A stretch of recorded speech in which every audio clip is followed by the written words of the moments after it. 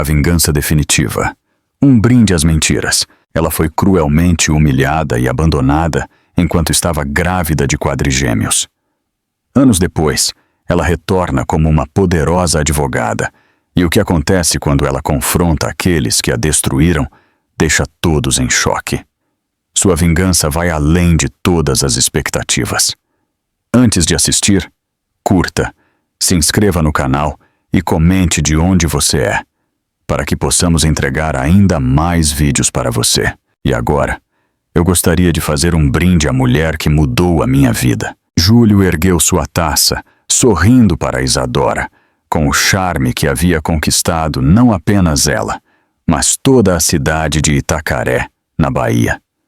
A mulher que, com sua simplicidade e determinação, mostrou a este filho da elite que o verdadeiro valor vai além das aparências e do dinheiro. Os convidados suspiraram e entoaram um coro emocionado. Dona Helena, sempre rígida, permitiu-se um pequeno sorriso de aprovação. O senhor Antônio, pai de Isadora, disfarçava suas lágrimas de orgulho. Foi nesse exato momento que o celular de Júlio, esquecido na mesa ao lado de Isadora, vibrou com uma mensagem. A tela se iluminou, revelando palavras que não deveriam existir. Depois que essa farsa de festa acabar, me encontre no nosso lugar de sempre. Preciso de você essa noite. A remetente, identificada com um coração ao lado do nome, era Letícia, sua própria irmã. O tempo congelou. A taça escorregou dos dedos de Isadora, derramando champanhe em seu vestido turquesa. Quando seus olhos encontraram os de Júlio, o que ele viu não foi apenas a dor, mas o nascimento de uma força que mudaria para sempre o destino de todos naquela sala. Aos 27 anos, Isadora representava tudo o que a pequena cidade de pescadores admirava, Ipampanãí. E ao mesmo tempo invejava secretamente. Filha de um pescador e uma rendeira, ela havia conquistado o que poucos conseguiam: uma educação universitária, um emprego respeitável como professora na única escola particular da região, e, para coroar sua ascensão social, um noivado com Júlio Andrade, o herdeiro da família mais influente da cidade. Você já sentiu aquela inquietação inexplicável? Aquele arrepio na nuca que parece te avisar que algo está fora do lugar, mesmo quando tudo parece perfeito? Isadora sentiu e ignorou.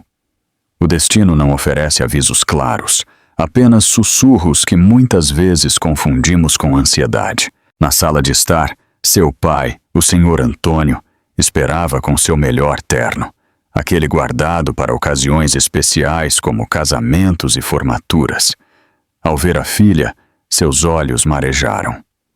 Você está linda, igual à sua mãe no dia do nosso noivado, ele disse com a voz embargada, estendendo o braço enrugado pelo sol e pelo sal do mar. Obrigada, pai. Isadora sorriu, sentindo o peso da ausência de sua mãe naquele momento. Ela ficaria feliz hoje, não é? Ela ficaria orgulhosa, minha filha, a mulher mais formada da família dos Silvas. O senhor Antônio riu, disfarçando a emoção. Vamos, o motorista que o Júlio mandou já está esperando. O carro, um sedã preto e brilhante, parecia deslocado nas ruas de paralelepípedos da cidade. As cortinas das casas se moviam sutilmente enquanto passavam. Olhos curiosos seguiam a professora que havia dado sorte na vida. Isadora percebeu esses movimentos. Em cidades pequenas, paredes têm ouvidos e janelas têm olhos. A Casa Grande dos Andrades, como todos chamavam o casarão colonial, no alto da colina que dominava a paisagem da cidade, estava iluminada como um farol naquela noite. Lanternas de papel balançavam suavemente na brisa do mar, e o som de um quarteto de cordas flutuava no ar, perfumado com flores tropicais e o sal do oceano. Seu coração disparou quando o carro parou na entrada. Essa era sua entrada oficial no mundo dos Andrades, não mais como a professora de literatura dos sobrinhos de Júlio, mas como uma futura integrante da família. Uma mistura de orgulho e desconforto cresceu em seu peito. Será que ela pertenceria de fato àquele mundo? Letícia, sua irmã, 2 anos mais nova, a esperava na entrada. Seu vestido vermelho contrastava com sua pele morena, e seu sorriso, normalmente tão fácil e espontâneo, parecia estranhamente contido naquela noite. Finalmente, pensei que você tinha desistido. Letícia a abraçou rapidamente, seu perfume forte, muito diferente da suave fragrância que ela costumava usar, invadindo as narinas de Isadora. Está tudo bem? Isadora perguntou, notando como a irmã evitava seu olhar. Claro, por que não estaria? É a sua noite, mana. Letícia respondeu rápido demais, entrelaçando o braço com o de Isadora. Júlio está no salão principal, ansioso. Vamos. O salão de festas da Casa Grande era um espaço imponente, com um teto alto e lustres de cristal que refletiam a luz em 1000 fragmentos dourados. Cerca de 100 convidados já circulavam, taças de champanhe na mão, conversando em pequenos grupos. Isadora reconheceu colegas professores, alguns pais de alunos, autoridades locais e, é claro, a família Andrade estendida, facilmente identificável por suas roupas impecáveis e postura altiva. Dona Helena Andrade, a mãe de Júlio, foi a primeira a avistá-la. Com seu coque perfeito eterno e um vestido de seda azul marinho, ela se aproximou com aquele sorriso educado que nunca chegava aos olhos. Isadora, querida, você está absolutamente adequada. Seu olhar percorreu o vestido simples de Isadora, demorando-se por um instante em seu colar de pérolas. Júlio está na varanda com alguns primos do Rio de Janeiro. Letícia, por que você não a leva até lá? Algo na forma como Dona Helena disse o nome de sua irmã fez Isadora franzir a testa. Havia uma intimidade no tom, uma cumplicidade velada. Ela afastou o pensamento. Estava imaginando coisas. A varanda colonial, com vista para o mar e a cidade, era o lugar preferido de Isadora naquela casa. O ar salgado aliviava a opressão que ela sentia dentro daquelas paredes, carregadas de história e julgamentos silenciosos. Júlio estava de costas quando elas chegaram, conversando animadamente com um copo de uísque na mão. Aqui está ela. A voz de Letícia soou estranhamente alta. Júlio se virou, e por um instante, tão breve que Isadora mais tarde duvidaria que tivesse acontecido, uma sombra de culpa cruzou seu rosto. Isadora, ele se aproximou, beijando-a de leve nos lábios. Ele cheirava a uísque caro e a um perfume que não era o que ela havia lhe dado de presente. Você está linda. Venha. Quero que conheça meus primos. A noite seguiu como um barco levado pela corrente. Isadora sorriu, conversou, aceitou felicitações, mas sentia-se cada vez mais uma espectadora da sua própria festa. Júlio raramente ficava ao seu lado por mais do que alguns minutos, sempre sendo chamado para conversar com algum convidado importante. Letícia também parecia estranhamente ausente, surgindo e desaparecendo na multidão. Foi durante o brinde oficial que o mundo de Isadora começou a ruir. O pai de Júlio, o senhor Augusto Andrade, um homem de poucas palavras e muito poder, ergueu sua taça no centro do salão. O silêncio foi imediato. Hoje celebramos não apenas um noivado, mas uma união de tradições. A família Andrade se orgulha de suas raízes e de seu compromisso com Itacaré. Sua voz grave ressoou pelo salão. Júlio representa a 5ª geração de nossa família nesta terra e escolheu para compartilhar nosso legado, alguém que, apesar de suas origens humildes, demonstrou valor através da educação e do trabalho. Isadora sentiu o rubor subir por seu pescoço. Era um elogio ou um lembrete sutil de sua posição inferior? Ao seu lado, Júlio parecia desconfortável, com os olhos fixos no chão. A honestidade e a lealdade são valores fundamentais para a família Andrade. Augusto continuou, seu olhar agora vagando pela sala. Sem eles, Não há base sólida para qualquer relacionamento. Então, vamos erguer nossas taças à honestidade e ao futuro dos noivos. Honestidade, a multidão ecoou enquanto Isadora bebia um gole de champanhe, uma sensação de frio percorrendo sua espinha. Foi nesse momento que ela notou o celular de Júlio, esquecido na mesa ao lado dela. A tela se acendeu com uma mensagem, claramente visível. Precisamos conversar. Não consigo mais viver com essa mentira. Ela não merece isso. A remetente, Letícia. O mundo parecia congelar. Os sons da festa se tornaram distantes, como se Isadora estivesse submersa na água. Sua mão tremeu ao pegar o celular, deslizando para desbloquear a tela.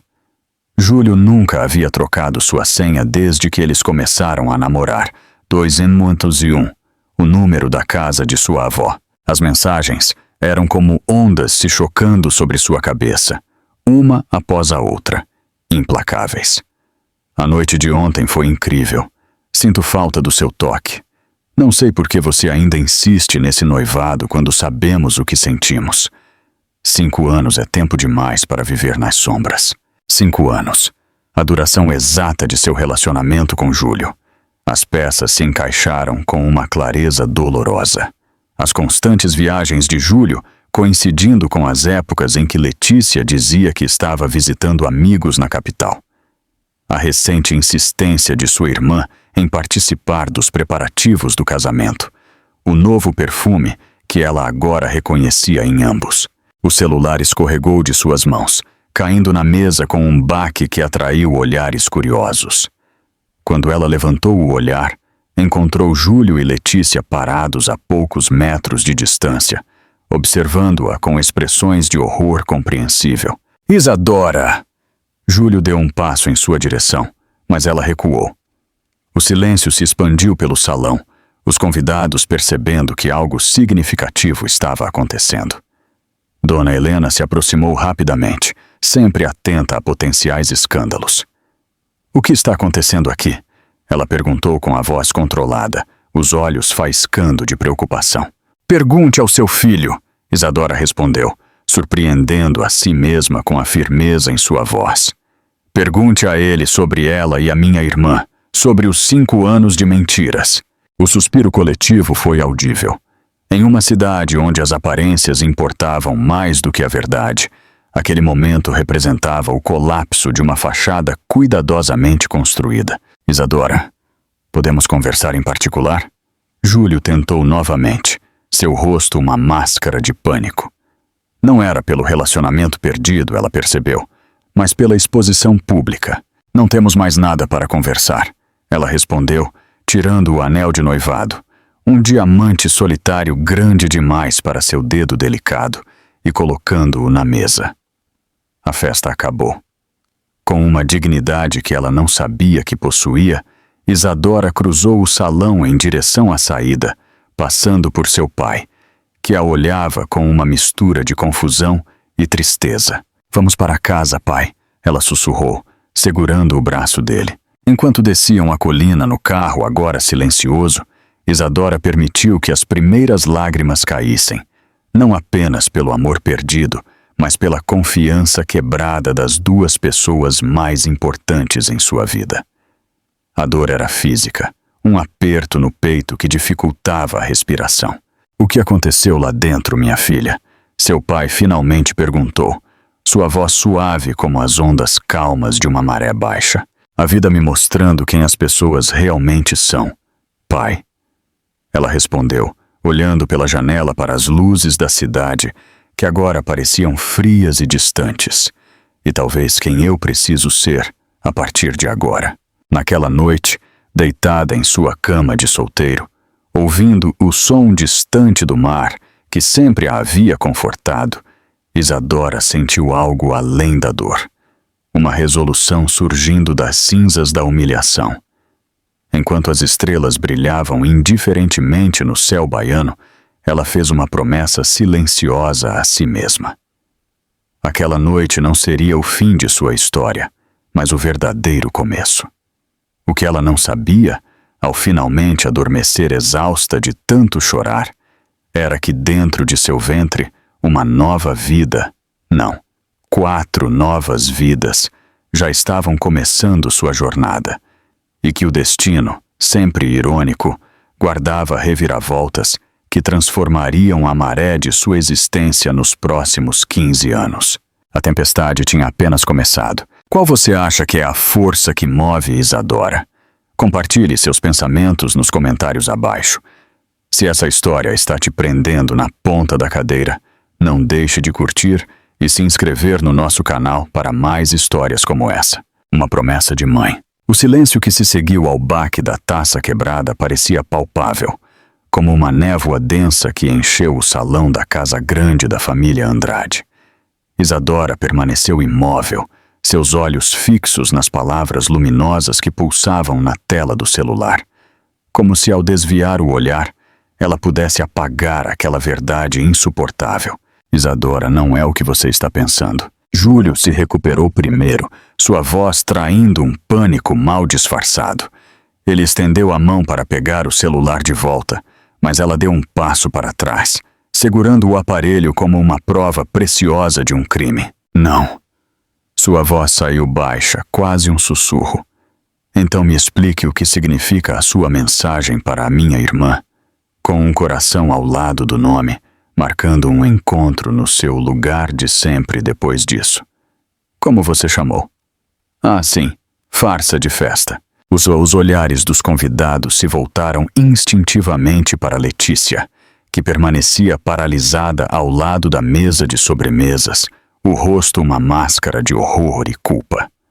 Seu vestido vermelho agora parecia estranhamente apropriado, a cor da desonra exposta sob as luzes brilhantes do salão. Podemos conversar sobre isso em particular? Júlio tentou segurar o braço de Isadora, mas ela se esquivou, como se o toque dele queimasse sua pele. Para quê? Para inventar mais mentiras? Isadora elevou a voz, permitindo que sua raiva finalmente superasse o choque inicial. Há quanto tempo, Júlio? Desde quando vocês dois? Foi Letícia quem respondeu, dando um passo à frente, as lágrimas já escorrendo por seu rosto maquiado. 5 anos, sua voz confessou em um fio de voz. Desde antes de vocês dois começarem a namorar oficialmente. O impacto daquelas palavras atingiu Isadora como uma onda violenta, roubando sua respiração. 5 anos, a duração inteira de seu relacionamento com Júlio, cada momento, cada promessa, cada plano para o futuro, tudo construído sobre uma farsa elaborada. Dona Helena avançou, seu rosto uma máscara de eficiência prática diante da crise. Convidados, peço desculpas pelo inconveniente, mas precisamos encerrar a celebração mais cedo. Uma situação familiar inesperada. Sua voz não demonstrava emoção, apenas a determinação de conter o escândalo o mais rápido possível. Família. Isadora repetiu, uma risada seca e sem humor escapando de seus lábios. É isso que vocês chamam de família? Ela se virou para encarar os convidados, muitos deles agora desviando o olhar, envergonhados por testemunharem aquele momento íntimo de desintegração. Vocês todos sabiam? Era um segredo a céu aberto que eu era a única idiota que não percebia o que acontecia debaixo do meu nariz? Isadora, por favor. Agora era seu pai, o Sr. Antônio, se aproximando com o rosto marcado pela preocupação e pela confusão. Vamos para casa, minha filha. A bondade em sua voz foi o que quase quebrou sua determinação. Mas Isadora respirou fundo, endireitou os ombros e, com uma dignidade que ela não sabia que possuía, caminhou até Júlio. O casamento está cancelado, ela disse, tirando o anel de noivado e colocando-o junto com o celular em suas mãos. Você não precisa mais fingir que me ama. Ela cruzou o salão em direção à saída, passando por Letícia, sem lhe dirigir um olhar. Na porta, ela se virou uma última vez, encontrando os olhos de Júlio na multidão chocada. Eu espero que vocês dois sejam muito felizes, ela disse, com uma calma que mascarava a tempestade dentro dela. Vocês se merecem. Os 7 dias que se seguiram pareciam pertencer a outra vida, a outra pessoa. Isadora se moveu como um fantasma pela pequena casa à beira-mar, onde havia crescido, ignorando as ligações incessantes de Júlio e as visitas desesperadas de Letícia. Seu pai, em solidariedade silenciosa, afastava os curiosos e bem-intencionados que apareciam com expressões de pena mal disfarçadas. Ele ainda quer se casar, o Sr. Antônio finalmente disse, no que seria o dia do casamento. Júlio esteve aqui ontem à noite enquanto você dormia. Ele disse que foi um erro, que foi seduzido, que só ama você. Isadora olhou pela janela, observando as ondas quebrando na praia. Como seria fácil acreditar, perdoar, seguir em frente. Fingir que a ferida não existia. Quantas mulheres antes dela tinham feito exatamente isso em nome das aparências, da estabilidade e do medo da solidão? Eu vou me arrumar, ela respondeu simplesmente. Afinal, há uma igreja cheia de gente me esperando. O alívio no rosto de seu pai foi visível, mas Isadora não teve coragem de corrigi-lo. Algumas decisões precisavam ser tomadas em silêncio, nutridas pela dor, até se tornarem inabaláveis. O vestido de noiva, um modelo simples, mas elegante de renda francesa, pesava como chumbo quando ela o vestiu. O colar de pérolas de sua mãe, o único ornamento que realmente importava, parecia gelado contra sua pele. No espelho, a imagem que ela via era de uma estranha.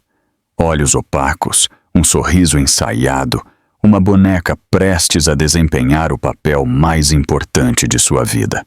A pequena igreja colonial de Nossa Senhora dos Navegantes, enfeitada com lírios brancos e fitas azuis, estava de fato lotada. Mesmo após o escândalo da festa de noivado, ninguém em Itacaré perderia o evento social do ano, seja por genuína esperança de reconciliação ou pelo prazer secreto de testemunhar mais um capítulo do drama. Na entrada da igreja, Isadora pediu um momento a sós. Seu pai, ainda radiante com a aparente mudança de atitude da filha, assentiu e se afastou para conversar com alguns velhos amigos pescadores. Foi então que ela caminhou, não em direção ao altar, onde Júlio a esperava em seu terno impecável, mas em direção ao pequeno porto ao lado da igreja, onde um barco a motor a aguardava, conforme combinado na noite anterior. O piloto, um primo distante que nada sabia dos acontecimentos recentes, sorriu ao vê-la vestida de noiva. Mudança de planos, Isadora disse, entregando-lhe um envelope com dinheiro extra. Você pode me levar para a capital agora? Enquanto o barco se afastava da costa, levando-a para longe de tudo o que ela conhecia, Isadora não derramou uma única lágrima. Elas viriam depois, em noites solitárias, em um quarto de hotel barato na capital do estado, onde ninguém conhecia seu nome ou sua história. Por enquanto, havia apenas a certeza de que, pela primeira vez, ela havia tomado o controle de seu próprio destino. O que você acha que vai acontecer em seguida? Isadora perdoará Júlio? Sua irmã Letícia tentará fazê-la voltar? Nos conte nos comentários o que você faria se estivesse no lugar de Isadora. Uma nova vida. Impossível, Isadora murmurou, encarando a médica do outro lado da mesa. Deve haver algum engano. A doutora Cecília, uma mulher de meia idade com olhos gentis por trás de óculos de aros vermelhos, deslizou o ultrassom sobre a mesa. Não há engano, Isadora. São 4 sacos gestacionais distintos. Você está esperando quadrigêmeos. O mundo parecia girar ao seu redor. 3 semanas após fugir do seu próprio casamento, depois de abandonar tudo o que conhecia, a vida lhe apresentava essa reviravolta cruel. Ou era um presente disfarçado? Mas eu estava tomando anticoncepcional. Ela protestou fracamente, sabendo que os constantes vômitos dos últimos dias, que ela inicialmente havia atribuído ao estresse, agora faziam um sentido terrível. Nenhum método é 100% eficaz. A médica respondeu com um sorriso compassivo. E no seu caso, parece que a natureza tinha planos bastante ambiciosos. 4 bebês. 4 vidas crescendo dentro dela quando ela mal conseguia sustentar a própria. O dinheiro que ela havia trazido, seus anos de economia como professora, estava acabando rapidamente com as despesas do hotel. Ela não havia conseguido encontrar um emprego na capital. Sem referências e com um olhar abatido, as escolas particulares fechavam as portas para ela após breves entrevistas. Quais são minhas opções? Sua voz era quase inaudível. A compaixão nos olhos da doutora Cecília se aprofundou. Você tem todas as opções que a lei permite, Isadora. Mas preciso avisar que uma gravidez de quadrigêmeos é considerada de alto risco. Você precisará de cuidados especializados, independentemente da decisão que tomar. Naquela noite, sozinha no quarto do hotel, Isadora colocou a mão sobre sua barriga, ainda plana. 4 pequenos corações já batiam ali, alheios à turbulência que cercava sua existência. A ironia não passou despercebida para ela. Quando ela pensou que havia perdido tudo, a vida lhe deu não uma, mas 4 novas razões para continuar. Ela pegou o telefone e, pela primeira vez em semanas, discou um número familiar. Tia Dulce, sou eu, Isadora. Preciso de ajuda. A casa da tia Dulce ficava nos arredores de Itacaré, longe o suficiente do centro para oferecer o anonimato que Isadora buscava desesperadamente. Era uma casa simples de 2 quartos, cercada por um pequeno pomar de árvores frutíferas e protegida por uma cerca de madeira desbotada pelo sol. Não vou perguntar o que aconteceu, a mulher de 70 anos disse, abraçando a sobrinha ao chegar. Eu sei o suficiente pelos rumores, e você pode me contar o resto quando estiver pronta. A bondade incondicional quase quebrou as barreiras que Isadora havia construído cuidadosamente em torno de suas emoções. Estou grávida, tia, ela confessou, as primeiras lágrimas em semanas finalmente escapando. De quadrigêmeos. Tia Dulce, que havia vivido sua vida inteira sozinha após perder o noivo para o mar décadas atrás, não demonstrou choque ou julgamento. Ela apenas assentiu, como se aquela informação fosse apenas mais um detalhe logístico a ser resolvido. Bem, então vamos precisar de mais leite e ovos do que eu imaginava, ela respondeu com simplicidade prática. E vamos ter que transformar o quartinho de costura em um quarto de bebês. Foi neste pequeno refúgio que Isadora passou os primeiros meses de sua gravidez, escondida dos olhos curiosos da cidade. A notícia inevitavelmente se espalhou. Em uma cidade pequena como Itacaré, até o vento carregava segredos. A diretora Sterling ligou. Tia Dulce a informou certa manhã, enquanto servia um chá de ervas para aliviar as constantes náuseas de Isadora. Ela disse que sua licença temporária precisa ser formalizada. Ou você volta às aulas na próxima semana, ou sou demitida, Isadora completou sem surpresa. A Escola dos Navegantes, a única instituição particular da região, era parcialmente financiada pela família Andrade. Diga a ela que podem enviar meu aviso de demissão. Isadora, você precisa desse emprego agora mais do que nunca. O que eu preciso, tia, é de dignidade, ela respondeu, acariciando a pequena curva que começava a se formar em sua barriga. E 4 crianças precisam de uma mãe que possa ensiná-las a nunca se curvarem por conveniência. Semanas se transformaram em meses. O corpo de Isadora mudou drasticamente, sua barriga crescendo em proporções que assustavam até a parteira local experiente que a tia Dulce havia convencido a fazer visitas discretas. A médica do centro de saúde, preocupada com sua pressão alta, insistia na necessidade de cuidados especializados na capital, algo financeiramente impossível sem um emprego. Júlio precisa saber. Seu pai finalmente disse durante uma de suas raras visitas permitidas. Desde que ele havia defendido seu ex-futuro genro, a relação entre pai e filha havia esfriado consideravelmente. Ele tem responsabilidades, Isadora, e recursos para garantir que essas crianças recebam os cuidados necessários.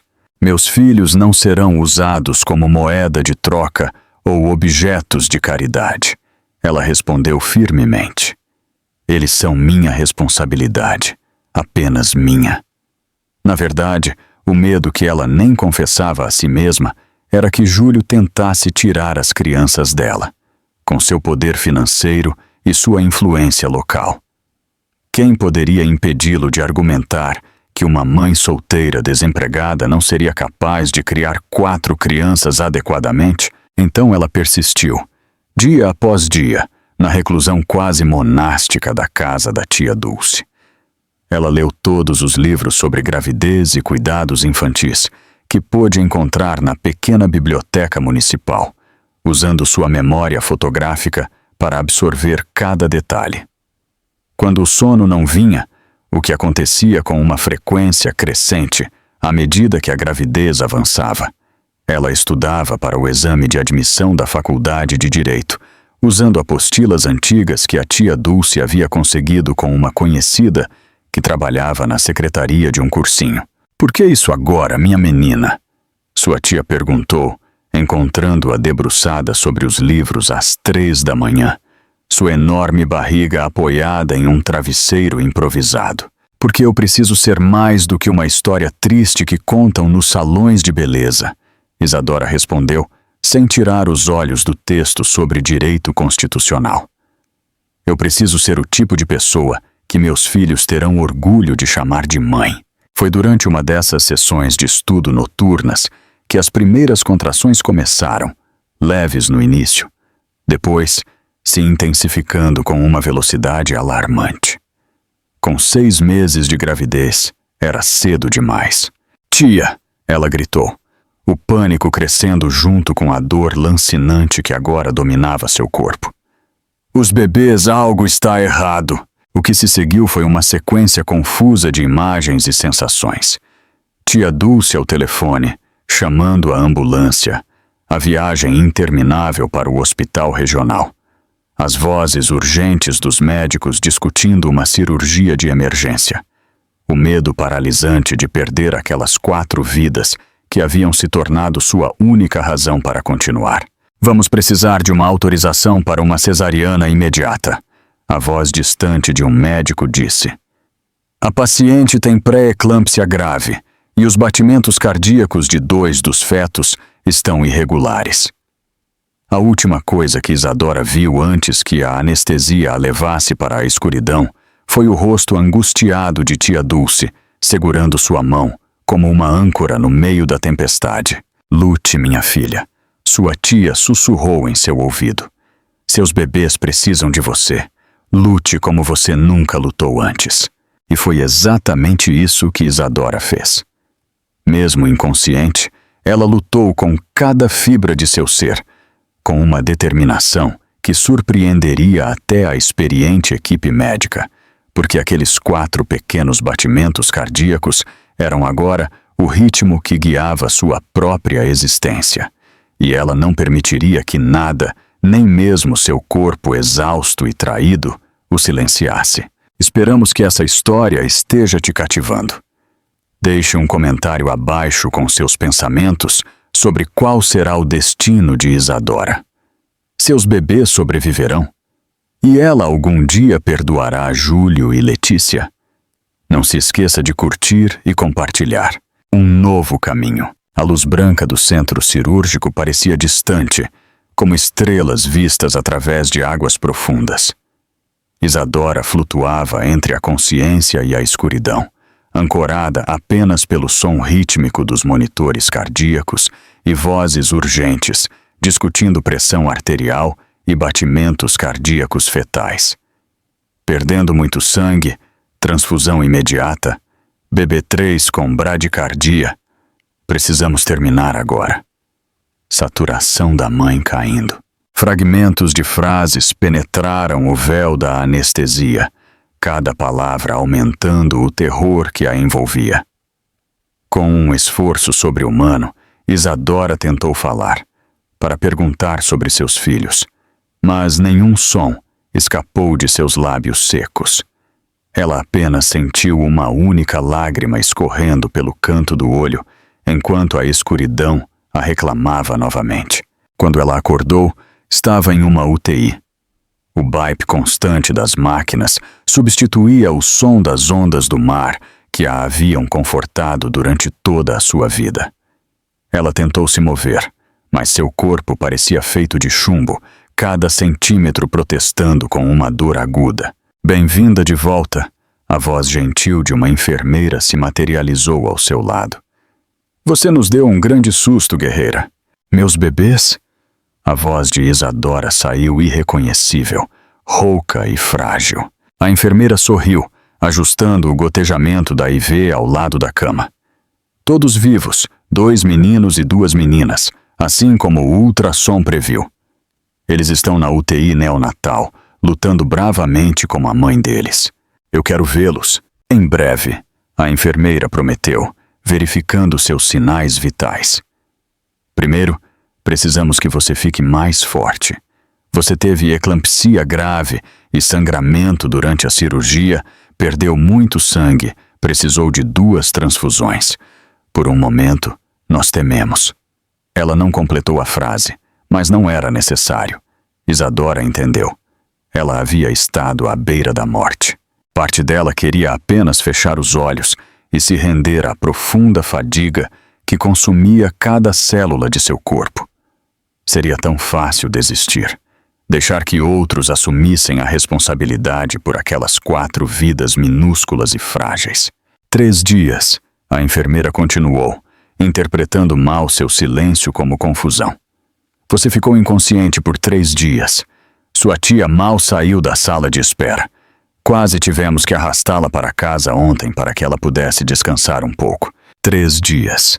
3 dias perdidos do início da vida de seus filhos. Isadora sentiu uma determinação feroz crescer dentro dela, superando a dor física. Leve-me até eles agora. Leve-me até eles. A UTI neonatal parecia um mundo à parte, um universo de máquinas, tubos, luzes piscantes e incubadoras. Isadora, em uma cadeira de rodas, sentiu seu coração quase parar ao contemplar os 4 minúsculos seres nas incubadoras alinhadas. Tão pequenos, tão frágeis, cada um pesando pouco mais de 1 quilo. Eles nasceram com 26 semanas, explicou o Dr. Lucas, o neonatologista responsável. São extremamente prematuros, mas estão respondendo bem, considerando as circunstâncias. Eles são todos normais? A pergunta que Isadora temia fazer finalmente escapou. O médico hesitou por apenas um instante, mas tempo suficiente para ela sentir seu estômago afundar. 3 deles têm um desenvolvimento consistente com a idade gestacional, apesar da prematuridade. Estão enfrentando as dificuldades esperadas. Pulmões imaturos, dificuldade em manter a temperatura corporal, risco de infecções. Mas o segundo menino, Isadora seguiu o olhar do médico para a segunda incubadora. O bebê lá parecia ainda menor do que os outros, seu peito subindo e descendo em um ritmo irregular, mesmo com o suporte do ventilador. Identificamos uma malformação cardíaca congênita, tetralogia de Fallot. É uma condição complexa, mas tratável com cirurgias corretivas quando ele ficar mais forte. Ele vai sobreviver? A pergunta saiu como um gemido. Estamos fazendo tudo o que é possível. O médico respondeu, colocando uma mão gentil em seu ombro. Ele é um lutador como a mãe dele, mas o caminho será mais desafiador para ele. Isadora estendeu uma mão trêmula, tocando a superfície da incubadora, onde seu filho lutava por sua vida. Como vocês estão chamando eles? Nas fichas? Bebês A, B, C e D, Sra. Silva, o médico respondeu. Estávamos esperando a senhora para... Gabriel! Isadora o interrompeu, olhando para o frágil menino. Este é Gabriel, o anjo guerreiro. Seus olhos se moveram para as outras incubadoras. Arthur, como meu pai, Sofia e Clara. E naquele momento, como se em resposta ao som de seu nome recém-recebido, o pequeno Gabriel abriu brevemente os olhos. 2 pequenas fendas revelando íris escuras que encararam Isadora com uma intensidade impossível para um ser tão novo. "Olá, meu amor", ela sussurrou, sentindo lágrimas quentes escorrerem livremente. "A mamãe está aqui. A mamãe sempre estará aqui." Assim, as semanas seguintes se transformaram em uma névoa de exaustão, medo e pequenas vitórias. Isadora dividiu seu tempo entre sua própria recuperação física, que foi extremamente lenta devido às complicações do parto, e as horas intermináveis na UTI neonatal. Ela aprendeu a linguagem das máquinas, como interpretar cada número, cada bip. Ela aprendeu a tocar seus bebês através das aberturas das incubadoras, uma prática chamada método canguru que os médicos incentivavam. Ela aprendeu a bombear seu leite a cada 3 horas, mesmo no meio da noite, mesmo quando seu corpo exausto implorava por descanso. "Você não precisa ficar aqui 24 horas por dia." A tia Dulce tentou convencê-la, preocupada com as profundas olheiras sob seus olhos e os quilos que ela estava perdendo rapidamente. "Os médicos vão cuidar bem deles. Você precisa recuperar suas forças. Eles precisam sentir que não estão sozinhos", Isadora respondeu inflexivelmente. "Eles precisam saber que tem alguém esperando por eles." Gabriel, como esperado, enfrentou a jornada mais difícil. 2 vezes ele precisou ser ressuscitado quando seu pequeno coração falhou. Nas 2 ocasiões, Isadora estava ao lado da incubadora, sussurrando palavras de encorajamento que os médicos juraram ter feito a diferença. "Eu nunca vi algo assim", uma enfermeira veterana comentou. "É como se ele ouvisse a voz dela e decidisse lutar mais." No final do 2º mês, quando os outros 3 bebês já mostravam progressos significativos, ganhando peso, respirando sem assistência por períodos cada vez mais longos, Gabriel passou por sua primeira cirurgia cardíaca de emergência.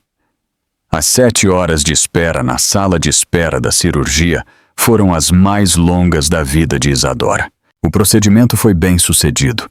O cirurgião cardíaco pediátrico anunciou, tirando a máscara com evidente cansaço. "Conseguimos estabilizá-lo por enquanto, mas ele eventualmente precisará de cirurgias adicionais à medida que crescer." "Que tipo de acompanhamento ele vai precisar?" "Quais especialistas?" Isadora perguntou, já calculando mentalmente os custos que ela sabia serem impossíveis com sua situação financeira atual. O ideal seria um cardiologista pediátrico especializado em cardiopatias congênitas. "Infelizmente, não temos esse especialista aqui. O mais próximo fica na capital." A preocupação se somou à exaustão, pesando sobre os ombros de Isadora como uma capa de chumbo. Como ela poderia fornecer o tratamento que Gabriel precisava? Sem um emprego, sem economias, dependendo da aposentadoria modesta da tia Dulce. Quando os quadrigêmeos completaram 3 meses, um deles ainda na UTI, os outros 3 já no berçário, Isadora finalmente se permitiu retornar à casa de sua tia para uma noite inteira, cedendo aos apelos dos médicos, que insistiam que seu próprio colapso físico não ajudaria as crianças. Foi durante aquela noite, enquanto tomava um longo banho pela primeira vez em meses, que a tia Dulce bateu suavemente na porta do banheiro. "Isadora, tem algo que eu preciso te mostrar. Algo que eu guardei por muito tempo, talvez tempo demais." Envolta em um roupão gasto, Isadora seguiu a tia até a sala dos fundos, que servia de despensa e arquivo de velhas memórias. De uma caixa de sapatos escondida debaixo de tábuas soltas do assoalho, a tia Dulce tirou um maço de cartas. "Cartas que eu interceptei ao longo dos anos", a velha respondeu, seu rosto normalmente gentil, endurecido por uma determinação incomum. "Cartas que Augusto Andrade instruiu o carteiro a perder por uma taxa mensal. O velho Josué, Antes de se aposentar, me entregou em vez de destruí-las. Com as mãos trêmulas, Isadora abriu o primeiro envelope. Era uma carta dela para Júlio, escrita durante uma viagem da escola 3 anos atrás, quando ela havia ficado ausente por 2 semanas. Uma carta que ele havia jurado nunca ter recebido. Em seguida, uma carta de Júlio para ela, datada de 5 anos atrás. Logo após eles se conhecerem. Uma declaração apaixonada que nunca havia chegado às suas mãos. Por quê? Ela sussurrou, sentindo-se tonta com a revelação. Por que alguém faria isso? Para separar vocês. A tia Dulce respondeu simplesmente. Augusto Andrade nunca aceitou seu filho se casar com alguém de origem humilde como a nossa. Ele preferiu vê-lo com qualquer outra pessoa, mesmo com a sua própria irmã, contanto que fosse uma relação temporária, sem consequências para a fortuna da família. Isadora continuou lendo, carta após carta, cada palavra não entregue revelando uma história diferente da que ela havia vivido. Nas entrelinhas, era possível ver a manipulação meticulosa, o isolamento estratégico, as sementes da dúvida plantadas deliberadamente. Isso não muda o que ele fez com a Letícia, ela disse finalmente, dobrando a última carta. Não apaga a mentira. Não, a tia Dulce concordou. Mas mostra que havia forças poderosas trabalhando contra vocês desde o início. Forças que podem ter contribuído para as escolhas erradas que ambos fizeram. Antes que Isadora pudesse responder, uma batida na porta interrompeu a conversa. Já era quase 00:30. Visitantes àquela hora só poderiam significar notícias do hospital. Seu coração disparou com um medo renovado, mas não era um mensageiro do hospital esperando do lado de fora. Era uma mulher desconhecida, com cerca de 60 anos, vestida com uma elegância simples que traía recursos financeiros significativos apesar da discrição. Isadora Silva? Ela perguntou, estendendo a mão. Meu nome é doutora Beatriz Carvalho. Sou uma advogada aposentada e testemunhei sua intervenção na Praça Central durante a festa de São João 2 semanas atrás. Isadora franziu a testa confusa. Durante uma de suas raras saídas do hospital, ela havia testemunhado um vendedor de rua sendo injustamente acusado de roubo por um comerciante local. Ela havia instintivamente intervindo, citando leis de livre comércio e contestando a detenção ilegal que os seguranças estavam tentando realizar. Fiquei impressionada com sua eloquência e seu conhecimento jurídico intuitivo. A advogada continuou. Perguntei sobre você e fiquei sabendo da sua história. Eu gostaria de lhe oferecer uma oportunidade. A tia Dulce convidou a visitante inesperada para entrar, servindo café preto forte, enquanto a doutora Beatriz explicava sua proposta.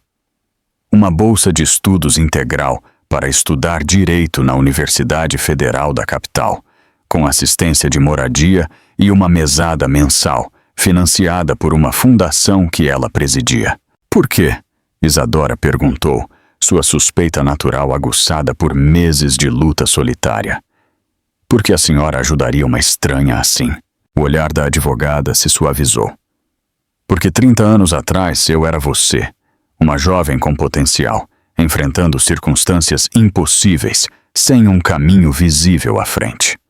Alguém estendeu a mão para mim naquele momento, e agora é a minha vez de fazer o mesmo. Isadora sentiu o peso da decisão que estava diante dela. Abandonar a relativa segurança da casa da tia, mudar-se para a capital com 4 bebês prematuros, um deles precisando de cuidados médicos especializados. Eu preciso pensar, ela disse finalmente. Meus filhos! A universidade tem uma creche para os filhos de estudantes, Beatriz respondeu. E o mais importante, o hospital universitário tem um dos melhores centros de cardiologia pediátrica do país. Seu filho Gabriel teria acesso ao tratamento que ele precisa. Ao ouvir o nome de seu filho, um detalhe que ela não havia compartilhado, Isadora levantou o olhar, surpresa. Eu fiz minha pesquisa. A advogada sorriu. Sei que a decisão não é fácil, mas às vezes o maior ato de coragem é aceitar a ajuda quando ela é oferecida. O que Isadora vai decidir? Ela aceitará a oferta da doutora Beatriz e se mudará para a capital? E como a vida dela mudará com essa nova oportunidade? Conte-nos o que você pensa nos comentários abaixo. A Murray vira. O apartamento era minúsculo, com 2 quartos, uma sala e cozinha combinadas e um banheiro apertado no 5º andar de um prédio sem elevador nos arredores da capital. Para qualquer outra pessoa, pareceria inadequado, talvez até claustrofóbico. Para Isadora, era um palácio de possibilidades.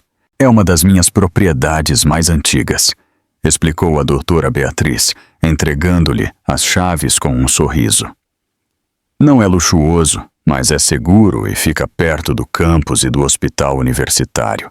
O aluguel é coberto pela bolsa. Isadora ajeitou Clara em seu colo enquanto observava Sofia dormir no carrinho de bebê duplo.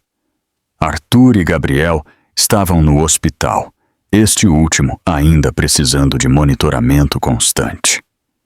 A alta de Gabriel só estava agendada para o mês seguinte, quando ele completaria 5 meses, ainda bem abaixo do peso ideal, mas estável o suficiente para continuar o tratamento em casa. Como posso algum dia te agradecer por tudo isso? Isadora perguntou, com a voz embargada pela emoção. Estudando com determinação e um dia fazendo o mesmo por outra pessoa que precisar. A advogada respondeu simplesmente. Ah, e mais uma coisa. Ela lhe entregou um envelope. Eu contratei uma cuidadora para te ajudar com as crianças durante as aulas. Maria é uma estudante de enfermagem à noite e tem experiência com bebês prematuros. A incredulidade no rosto de Isadora deve ter sido evidente, pois Beatriz riu baixinho. Antes que você proteste, lembre-se, ninguém constrói um futuro sozinho. Eu acredito em redes de apoio, não em heroísmo solitário. Naquela noite, a primeira em sua nova casa, Isadora sentou-se na pequena varanda, observando as luzes da cidade grande que agora era seu refúgio. Clara e Sofia dormiam no berço simples que Beatriz havia providenciado, enquanto ela estudava um manual introdutório de direito constitucional. Entre os parágrafos, seus pensamentos voavam para o hospital, onde metade de seu coração ainda estava. Nós vamos conseguir. Ela sussurrou para a noite, uma promessa para seus filhos, para si mesma e para o destino que os havia unido nesta jornada improvável. Os primeiros meses na capital foram uma lição diária de sobrevivência, adaptação e crescimento. O ritmo da metrópole, tão diferente da cadência lenta de Itacaré, inicialmente atordoou Isadora. Os ônibus lotados, o trânsito caótico, a impessoalidade dos relacionamentos, tudo conspirava para fazê-la se sentir pequena e insignificante. Mas também havia liberdade no anonimato. Aqui, ninguém conhecia sua história. Ninguém a olhava com pena, julgamento ou curiosidade mórbida. Ela era apenas mais uma estudante universitária, embora uma que aparecia nas aulas com olheiras profundas e escuras e que muitas vezes cochilava durante as palestras da manhã. Como você faz isso? Perguntou Joana, uma colega de classe, depois de pegá-la estudando enquanto amamentava 2 bebês durante um intervalo. 4 bebês e a faculdade de direito? Mal consigo lidar com meu cachorro e as leituras obrigatórias. Isadora sorriu, acostumada com a pergunta. 1 minuto de cada vez, um problema de cada vez, um dia de cada vez. A verdade era mais complexa, é claro. Envolvia planilhas meticulosas, organizando horários de alimentação, medicamentos e consultas médicas. Envolvia noites estudando enquanto os bebês finalmente dormiam. Envolvia Maria, a cuidadora enviada por Beatriz, que havia se tornado muito mais. Uma amiga, uma confidente, quase uma irmã. e envolvia a rede de apoio que gradualmente se formou ao seu redor. Ela descobriu que não era a única mãe tentando equilibrar a maternidade e o ensino superior. Através de um grupo de apoio da universidade, ela conheceu outras mulheres em situações semelhantes. Não com quadrigêmeos, é claro, mas enfrentando seus próprios desafios extraordinários. Juntas, elas criaram um sistema rotativo para cuidar dos filhos umas das outras, durante exames e trabalhos importantes. Elas compartilharam não apenas responsabilidades práticas, mas também os altos e baixos emocionais da jornada. As pequenas vitórias, as inevitáveis derrotas, a constante culpa de nunca estar totalmente presente, nem como mãe, nem como estudante. Nós estamos reescrevendo as regras, declarou Jéssica, uma mãe solteira de gêmeos e estudante de engenharia, durante uma das reuniões semanais do grupo, que elas agora chamavam de Mães Sem Manual. Nossas mães nos ensinaram a ser fortes. Nós estamos ensinando aos nossos filhos que ser forte também significa saber pedir ajuda. Gabriel, cujo coração frágil continuava a exigir atenção médica constante, paradoxalmente, se tornou a força motriz que impulsionava Isadora nos dias mais difíceis. Suas consultas quinzenais no hospital universitário significavam horas preciosas perdidas de estudo, mas também serviam como um lembrete constante do porquê cada sacrifício valia a pena. Seu filho tem uma força de vontade extraordinária. O Dr. Lucas, o cardiologista pediátrico, comentou durante uma consulta, quando Gabriel completou 1 ano. A forma como ele luta é como se ele entendesse que cada batimento cardíaco é uma vitória. Isadora observou seu filho, agora capaz de se sentar sozinho e brincar com blocos coloridos, apesar de seu desenvolvimento um pouco atrasado em comparação com seus irmãos. Ele me ensina todos os dias o que significa não desistir. Em seu 2º ano de faculdade, quando os quadrigêmeos completaram 2 anos, chegou a primeira grande prova da nova vida que Isadora havia construído. A tia Dulce, seu porto seguro e conexão com o passado, foi diagnosticada com Alzheimer em estágio inicial. A condição, ainda em seu estágio inicial, significava que ela não poderia mais viver sozinha em Itacaré. Ela precisa vir morar com a gente, Isadora declarou sem hesitar, apesar de o apartamento já ser apertado para 5 pessoas. O apartamento não comporta mais ninguém, Beatriz argumentou, agora mais uma mentora do que uma benfeitora. Mas eu tenho uma proposta. A proposta era uma pequena casa geminada nos fundos de uma das propriedades de Beatriz, a cerca de 20 minutos do campus. Tinha 3 quartos, um pequeno jardim e, o mais importante, nenhuma escada que pudesse confundir uma senhora com demência incipiente. A mudança trouxe novos desafios, mas também bênçãos inesperadas. A tia Dulce, apesar dos ocasionais lapsos de memória, tornou-se uma presença estabilizadora para as crianças. Sua habilidade com histórias e canções tradicionais do Nordeste encantou os pequenos, especialmente nas noites em que Isadora precisava estudar para exames importantes. Foi durante uma daquelas noites de estudo intenso, preparando-se para uma prova de direito civil, que Isadora percebeu como sua vida havia se transformado em apenas 2 anos. De uma jovem humilhada e abandonada, carregando 4 vidas dentro de si, sem ter ideia de como seguir em frente, ela havia se tornado uma estudante respeitada, construindo pacientemente um futuro para sua família improvisada, mas profundamente unida. Seus professores frequentemente comentavam sobre sua excepcional capacidade de retenção, aquela memória fotográfica que ela sempre possuíra, mas que agora estava usando com um propósito renovado. Seu desempenho acadêmico, apesar das circunstâncias extraordinárias, começava a atrair a atenção. Você tem potencial para uma carreira brilhante, comentou o professor Ricardo, chefe de Direito Constitucional, após uma apresentação particularmente impressionante. Você já pensou em se especializar em direito internacional? Temos um programa de intercâmbio com uma universidade em Haia que seria perfeito para alguém com seu perfil. A mera sugestão parecia absurda. Como ela poderia sequer considerar um intercâmbio internacional com 4 crianças pequenas, uma delas precisando de cuidados médicos constantes? E ainda havia a tia Dulce, que se tornava cada vez mais dependente de supervisão para as tarefas diárias. No entanto, a semente havia sido plantada.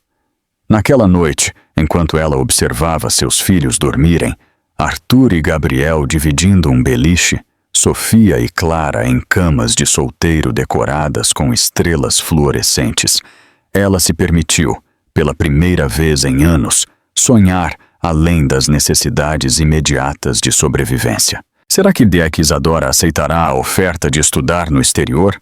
E quais serão as consequências dessa decisão para ela, seus filhos e aqueles que a machucaram no passado? Conte-nos o que você faria se estivesse na posição de Isadora. Deixe seu comentário abaixo. A maré do retorno. Os 7 anos que se passaram, desde sua fuga desesperada de Itacaré, haviam transformado Isadora de maneiras que ela nunca imaginou ser possível. O espelho agora refletia uma mulher de 34 anos, seus olhos ainda expressivos, mas marcados por linhas suaves de preocupação e determinação. Seu cabelo estava mais curto e prático, e sua postura era a de alguém que havia aprendido a carregar o mundo em seus ombros sem se curvar. Doutora Silva, os documentos para a audiência preliminar estão prontos, anunciou Joana, uma estagiária do escritório de advocacia onde Isadora trabalhava há 2 anos, desde que se formou com louvor. O Dr. Carlos pediu para lembrá-la da reunião estratégica às 3. Obrigada, Joana, Isadora respondeu, ajustando os óculos de leitura que ela havia adotado recentemente. Pode dizer a ele que estarei lá, mas preciso sair mais cedo hoje. Gabriel tem uma consulta às 5. Aos 10 anos, Gabriel Silva continuava sua batalha contra sua cardiopatia congênita. 2 cirurgias corretivas haviam melhorado sua qualidade de vida, mas o cardiologista havia avisado que, à medida que o menino crescesse, procedimentos mais complexos seriam inevitáveis. Apesar disso, ele era um menino extraordinariamente vivaz e inteligente, no topo de sua classe na escola, apaixonado por livros e ciência, como se cada dia fosse um presente que ele não podia desperdiçar. Arthur, seu gêmeo idêntico exceto pelo coração saudável, havia se tornado seu protetor instintivo, sempre vigilante, sempre pronto para interceder quando a condição do irmão limitava suas atividades. Sofia e Clara, inseparáveis como só gêmeas podem ser, equilibravam a dinâmica familiar com sua energia vibrante e criatividade sem limites. A relação entre Isadora e o Dr. Alexandre Bergman havia evoluído de uma parceria profissional para uma profunda amizade ao longo dos anos. A Fundação Novo Coração, resultado direto do encontro deles em Haia, já havia financiado tratamentos para dezenas de crianças brasileiras com cardiopatia congênita, incluindo equipamentos de última geração para o hospital universitário onde Gabriel fazia seus acompanhamentos. Mãe, olha! Gabriel apontou para a tela do laptop, interrompendo os pensamentos de Isadora. Os quadrigêmeos haviam invadido seu escritório em casa, como faziam todas as manhãs antes de saírem para a escola. Itacaré está nas notícias! O coração de Isadora disparou ao ler a manchete.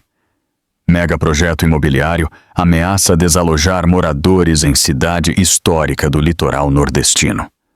O artigo detalhava como um grupo empresarial planejava transformar grande parte da periferia da cidade em um resort de luxo, desalojando famílias que viviam na região há gerações, incluindo a área onde ficava a antiga casa da tia Dulce, que Isadora nunca havia vendido, mantendo-a como seu último elo com suas origens.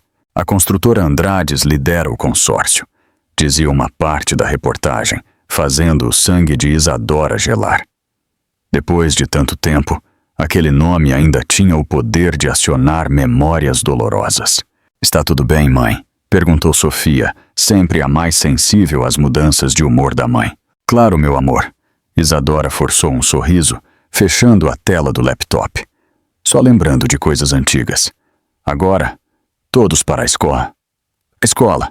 A tia Maria já está esperando no carro." Após a saída barulhenta das crianças, Isadora reabriu a notícia, estudando cada detalhe com o olhar treinado de uma advogada.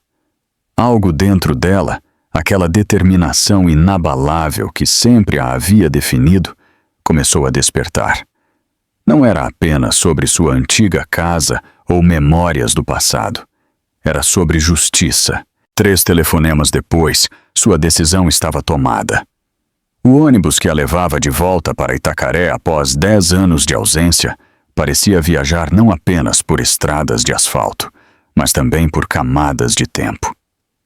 Pela janela, Isadora observava a paisagem mudar gradualmente.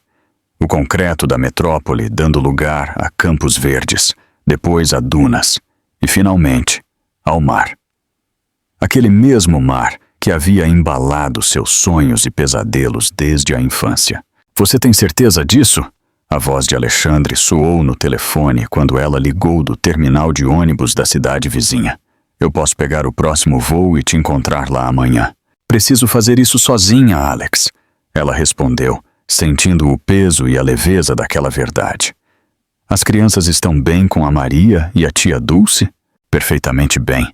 Gabriel perguntou se você já encontrou os vilões que querem destruir as casas." Alexandre riu baixinho. Parece que o senso de justiça dele é hereditário. Isadora sorriu, sentindo aquela familiar onda de gratidão pela presença de Alexandre em sua vida, não como o romance que muitos esperavam que florescesse, mas como uma amizade que transcendia definições convencionais. Sua história compartilhada de perdas familiares semelhantes, a esposa falecida dele tinha um problema cardíaco parecido com o de Gabriel. Havia criado um laço entre eles que dispensava definições tradicionais. Itacaré havia mudado e, ao mesmo tempo, permanecido exatamente a mesma. Novos estabelecimentos comerciais pontuavam a rua principal, mas o ritmo continuava lento, as cores vibrantes, o cheiro de maresia onipresente.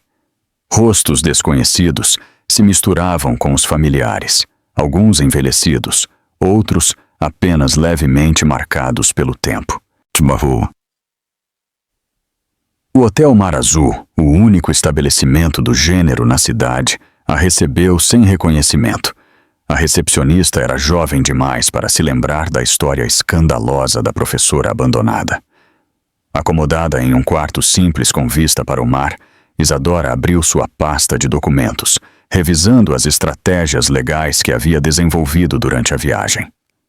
A audiência pública sobre o projeto imobiliário estava marcada para o dia seguinte no salão da prefeitura.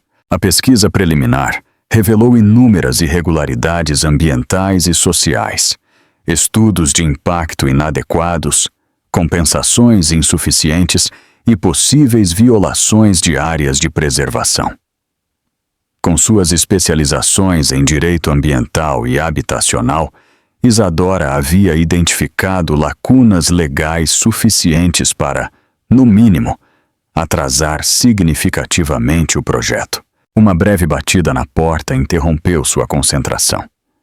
"Serviço de quarto que eu não pedi", ela pensou, levantando-se para abrir.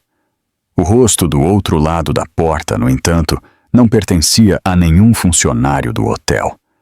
Era Letícia, sua irmã, 10 anos mais velha, com mechas brancas prematuras e olhos carregados de uma mistura complexa de emoções. "Eu soube que você estava na cidade", ela disse simplesmente.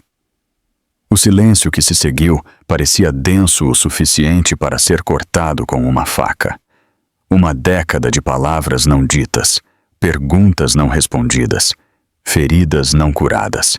"Como estão seus filhos?" Letícia finalmente perguntou, a voz trêmula. "Estão bem", Isadora respondeu, surpreendendo-se com a ausência da raiva que ela esperava sentir. Você quer entrar? A conversa que se seguiu foi inicialmente desconfortável, cheia de silêncios e frases incompletas. Aos poucos, no entanto, as barreiras começaram a ceder. Letícia falou sobre seu casamento fracassado com um comerciante local, a incapacidade de ter filhos que a atormentava, e sua vida em uma cidade onde ela continuava sendo a outra na história que todos recontavam infinitamente. Júlio nunca se casou novamente, ela finalmente revelou, olhando para as próprias mãos. Quando você desapareceu, ele mudou. Ficou obcecado em te encontrar, depois em se enterrar no trabalho. Ele assumiu os negócios da família depois da morte do pai, mas ele não é mais aquele menino charmoso e despreocupado. E por que você está me contando isso? Porque ele estará na audiência amanhã. Ele é o principal investidor no projeto. E por quê? Letícia hesitou, mordendo o lábio inferior. Porque eu tenho documentos que podem ajudar o seu caso. Irregularidades que eu descobri enquanto trabalhava na secretaria da empresa nos últimos anos. Isadora observou sua irmã com uma mistura de desconfiança e curiosidade. Por quê? Por que você trairia Júlio agora? Porque talvez essa seja minha única chance de fazer algo certo, Letícia respondeu, as lágrimas finalmente escorrendo. 10 anos é tempo suficiente para perceber que algumas manchas na alma não desaparecem apenas com o passar dos dias. Como se dará o confronto entre Isadora e Júlio? Qual será a reação do público ao ver a professora abandonada retornar como uma poderosa advogada? Deixe seu comentário abaixo com suas previsões. O confronto. O salão da prefeitura estava lotado quando Isadora entrou na manhã seguinte.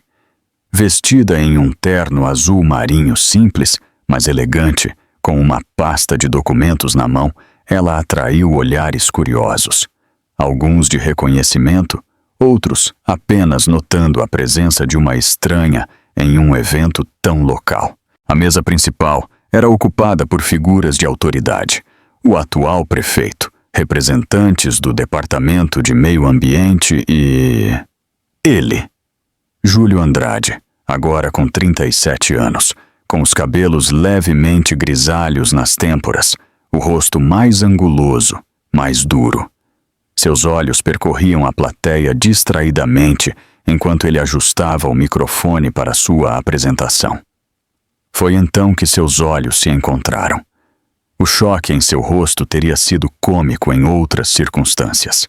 A cor drenando de suas feições, os lábios entreabertos em surpresa absoluta, a mão congelada no ar. Por um momento, o tempo pareceu retroceder, e eles eram novamente apenas Isadora e Júlio, antes das mentiras, antes da dor. O momento passou. A reunião começou com apresentações técnicas sobre o projeto, projeções econômicas e promessas de empregos e desenvolvimento. Quando abriram a palavra para a participação do público, Isadora foi a primeira a se levantar. Meu nome é Isadora Silva. Ela se apresentou, sua voz clara e firme, ecoando pelo salão.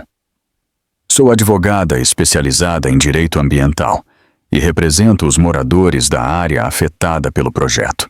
O burburinho imediato foi rapidamente silenciado quando ela começou a apresentar, ponto por ponto, as falhas legais do projeto, citando leis e precedentes com a precisão de alguém que domina completamente o assunto. Sua apresentação, impecável e devastadora, culminou com a exposição dos documentos fornecidos por Letícia. Provas de que estudos ambientais haviam sido falsificados e funcionários subornados. Portanto, ela concluiu, solicitamos a suspensão imediata de qualquer aprovação até que um estudo independente seja conduzido e uma compensação adequada seja negociada com cada família afetada. O silêncio que se seguiu foi ensurdecedor. O prefeito, visivelmente desconfortável, anunciou um intervalo para a análise das novas informações apresentadas. Enquanto a sala se esvaziava lentamente, Júlio permaneceu imóvel, seus olhos fixos em Isadora. Precisamos conversar, ele disse finalmente, aproximando-se dela com passos hesitantes. Não temos nada para conversar, além do processo legal, Sr. Andrade. Ela respondeu, organizando seus documentos. Isadora, por favor, 10 anos. Você simplesmente desapareceu. Eu te procurei em todos os hospitais, em todas as cidades vizinhas. Você procurou de verdade? Sua voz traiu uma emoção que ela pensava ter superado. Ou você só procurou para apaziguar sua consciência? Eu não sabia dos bebês, ele disse, sua voz quase um sussurro. Eu juro que não sabia. O impacto daquelas palavras a atingiu como uma onda inesperada. Como você sabe deles agora? Meu pai me contou anos depois, quando já era tarde demais. Quando você já tinha ido embora para sempre. Seus olhos imploravam por algo que Isadora não estava pronta para dar. Quantos? Eles são saudáveis? Eles são meus? 4. Isadora respondeu após um longo silêncio. 2 meninos, 2 meninas. E sim, eles são seus filhos biológicos. Não que isso signifique alguma coisa depois de 10 anos de ausência. Eu quero conhecê-los. A determinação em sua voz era inegável. Eu tenho esse direito. Direitos são construídos sobre responsabilidade, Sr. Andrade. Algo que você nunca demonstrou ter interesse em assumir. A conversa tensa foi interrompida pelo retorno do prefeito e das outras autoridades. A decisão, claramente influenciada pela exposição pública das irregularidades, foi suspender temporariamente o projeto para reavaliações técnicas. Uma vitória preliminar, mas significativa. Isadora se preparava para ir embora quando seu telefone tocou. O nome de Alexandre na tela normalmente traria conforto, mas algo sobre a hora da ligação acionou um alarme no coração de mãe. Alex, as crianças estão bem? A voz normalmente calma de Alexandre soou tensa. Gabriel teve um episódio, Isadora. Estamos no hospital universitário. Os médicos estão com ele agora. O mundo parecia desacelerar. Cada palavra subsequente chegava como se através da água. Insuficiência cardíaca súbita. A situação está estável, mas crítica. A necessidade de um procedimento especializado nos próximos dias. O Dr. Lucas mencionou que, considerando seu histórico e genética, o doador ideal para um procedimento de células-tronco seria o pai biológico. Júlio, ainda perto o suficiente para ouvir a conversa, viu a transformação no rosto de Isadora. Da advogada confiante para a mãe aterrorizada em questão de segundos. O que aconteceu? Ele perguntou. A hostilidade anterior substituída por uma preocupação genuína. Gabriel, meu filho, seu filho, está no hospital. As palavras saíram em uma enxurrada enquanto ela recolhia freneticamente seus pertences. Eu preciso voltar imediatamente. Eu te levo. Júlio se ofereceu sem hesitar. Tenho o jato da empresa no aeroporto regional. Podemos estar na capital em 2 horas. O olhar que Isadora lhe deu continha 10 anos de resistência, orgulho e independência duramente conquistada. Mas também continha o amor incondicional de uma mãe que faria qualquer coisa, inclusive aceitar a ajuda daquele que a havia machucado profundamente, para salvar seu filho. Vamos, ela disse simplesmente. Este é um momento crítico. Qual será o resultado da cirurgia? Como a relação de Isadora e Júlio evoluirá a partir daqui? Será que Isadora finalmente encontrará a felicidade e a paz? Deixe seu comentário abaixo com suas previsões. O reencontro familiar. Durante o voo, entre explicações médicas e ligações ansiosas para o hospital, Isadora contou a Júlio sobre Gabriel. Seu coração defeituoso desde o nascimento, as cirurgias, as hospitalizações, mas também sua inteligência brilhante, seu humor doce e sua coragem incomparável diante de desafios que fariam muitos adultos desistir. Ele tem seus olhos, ela disse em um momento, a exaustão emocional baixando brevemente suas defesas. Todos eles têm, É como olhar para você 4 vezes todos os dias. Quando finalmente chegaram ao hospital, Alexandre estava esperando na entrada. Alto, loiro, com um olhar de alívio ao ver Isadora, que foi rapidamente substituído pela curiosidade quando ele notou Júlio. Ele está estável, ele a informou, abraçando Isadora brevemente. O Dr. Lucas quer conversar sobre as opções de tratamento.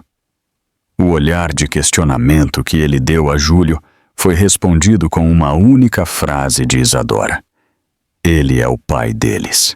A explicação do Dr. Lucas foi simultaneamente esperançosa e devastadora. A condição de Gabriel havia progredido mais rápido do que o esperado. Um procedimento de células-tronco compatível oferecia excelentes chances de sucesso, mas o tempo era essencial. Eu farei os testes de compatibilidade imediatamente. Júlio se ofereceu sem hesitar. O que for preciso. Nas 48 horas seguintes, uma estranha trégua foi estabelecida entre o passado e o presente. Júlio conheceu os quadrigêmeos. Primeiro Gabriel, no quarto do hospital. Depois os outros 3 trazidos por Alexandre para uma visita controlada. O encontro, que Isadora temia há uma década, aconteceu com uma naturalidade surpreendente. As crianças, preparadas com explicações adequadas à idade, reagiram com a curiosidade e a abertura típicas da infância, não contaminadas por mágoas de adultos. Os resultados dos testes confirmaram o que os médicos suspeitavam. Júlio era o doador ideal. O procedimento foi agendado para a semana seguinte, tempo suficiente para a preparação médica necessária. Na véspera da cirurgia, enquanto Gabriel dormia sob o efeito de sedativos leves, Isadora e Júlio se encontraram na cafeteria do hospital, o primeiro momento verdadeiramente privado desde que eles se reconectaram. Por que você está fazendo isso?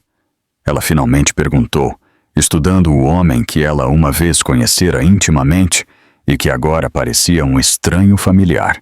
Porque ele é meu filho. Ele respondeu simplesmente. Porque talvez essa seja a minha única chance de fazer algo realmente significativo na vida. E depois, quando ele se recuperar, o que você espera? Júlio contemplou sua xícara de café intocada antes de responder. A chance de conhecê-los, de fazer parte da vida deles, na medida em que você permitir e que eles desejarem. Eu não estou pedindo perdão, Isadora. Eu sei que algumas coisas são irreparáveis. Estou apenas pedindo a oportunidade de tentar ser melhor do que eu fui. Sob o céu estrelado visível através das janelas do hospital, Isadora finalmente se permitiu aceitar que o ciclo que havia começado a ser traçado 15 anos atrás estava encontrando seu fechamento, não com vingança ou destruição, mas com uma forma de redenção que beneficiaria não apenas Gabriel, mas dezenas de outras crianças através da fundação, que, ironicamente, agora uniria os recursos da família Andrade com o conhecimento e a dedicação que Isadora e Alexandre haviam construído ao longo dos anos. A vida, Isadora percebeu ao ver o sol nascer, anunciando o dia da cirurgia.